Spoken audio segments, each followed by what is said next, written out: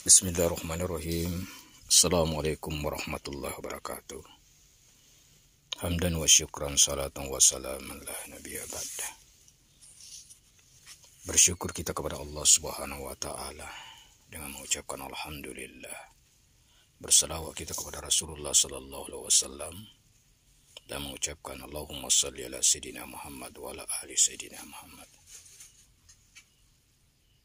Apa kabar semua anak didikku sekalian pakai B, PKBN, Alisan? Semoga senantiasa dalam lindungan Allah sehat walafiat. Alhamdulillah, Bapak selaku pengajar pendidik, guru pendidikan agama Islam dan budi pekerti di PKBM dalam keadaan sehat walafiat. Hari ini hari Ahad, tanggal 4 September 2022 merupakan pertemuan yang kedua kita dalam proses pembelajaran daring. Pada pembelajaran hari ini kita akan mempelajari tentang masalah ibadah. Ibadah yakni tentang sholat, kewajibanku. Kompetensi inti dari proses pembelajaran ini adalah menerima dan menjalankan ajaran agama yang kita anut. Ini yang pertama. Yang kedua, menunjukkan perilaku, disiplin, tanggung jawab. Yang ketiga, memahami pengetahuan faktual dengan cara mengamati, mendengar, melihat, membaca. Dan yang keempat, menjadikan pengetahuan faktual dalam bahasa yang jelas dan logis. Kemudian kompetensi dasar adalah bagaimana menjalankan sholat secara tertib, menjalankan ibadah sholat dengan tertib, menunjukkan hidup tertib sebagai implementasi pemahaman makna ibadah sholat. Anak didikku sekalian yang Bapak sayang, Bapak banggakan, perhatikan dan dengarkan betul-betul apa yang Bapak sampaikan, karena di akhir pembelajaran nanti akan memberikan tugas.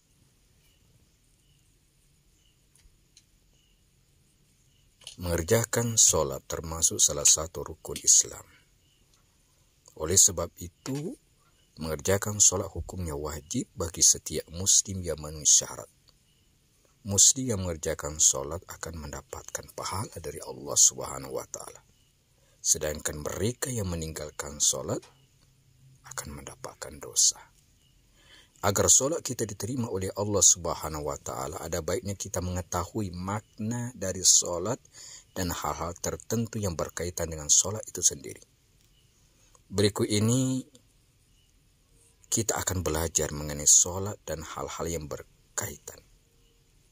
Ya, perhatikan sekali lagi dan dengarkan dengan baik-baik.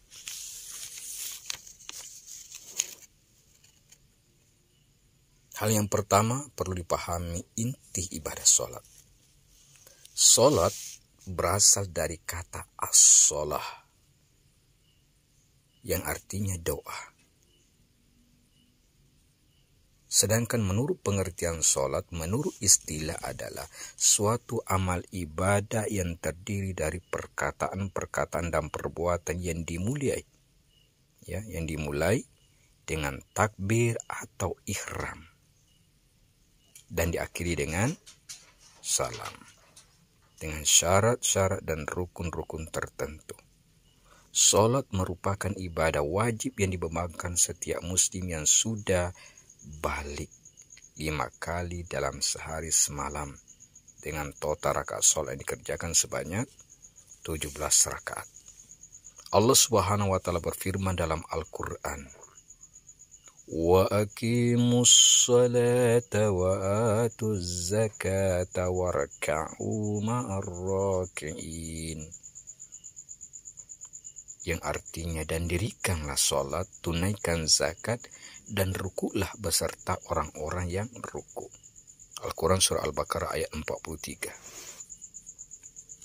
Kemudian selanjutnya ketentuan sholat. Ketentuan sholat ini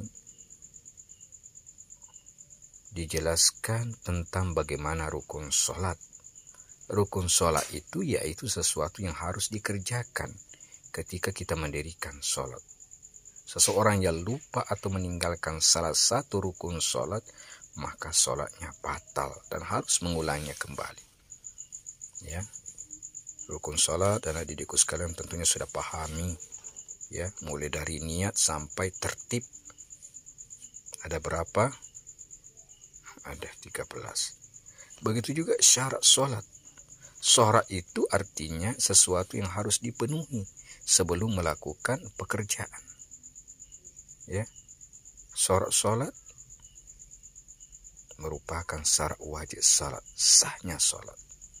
Ya, di antaranya adalah Islam, berakal sehat, balik, suci dari haid dan nifas bagi perempuan, dan dalam keadaan terjaga, artinya tidak tidur atau mabuk.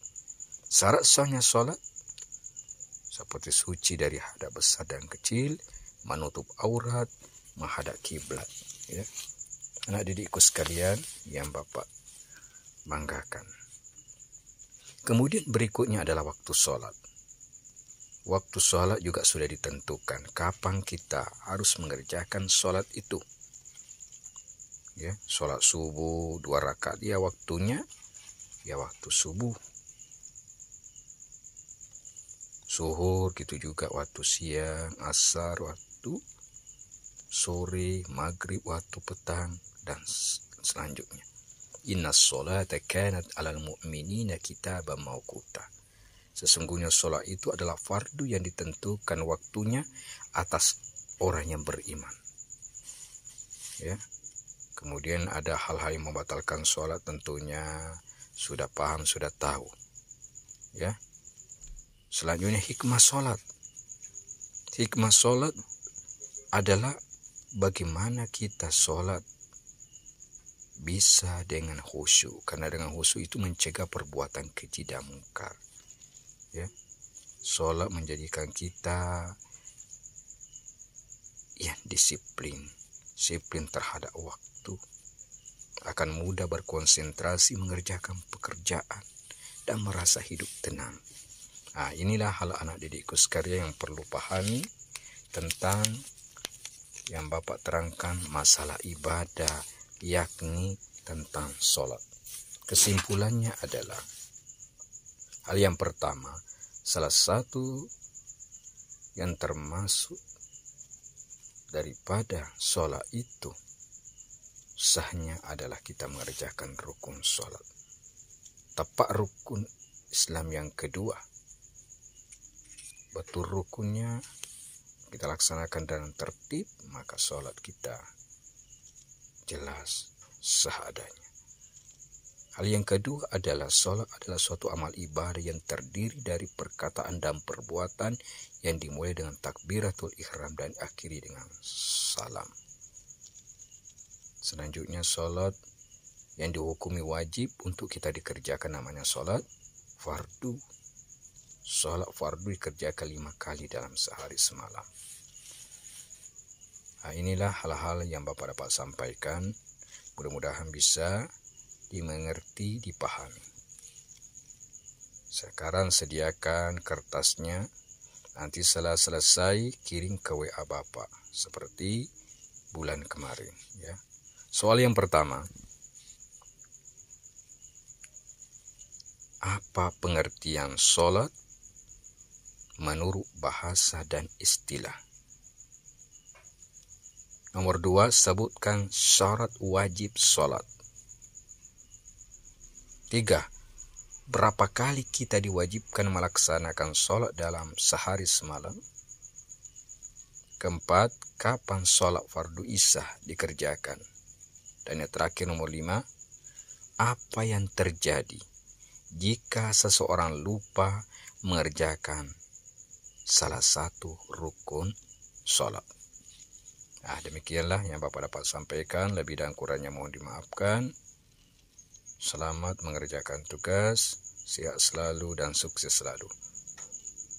Akhirul kalam, wabillahi taufiq wal hidayah, waridha wal inayah. Wassalamualaikum warahmatullahi wabarakatuh.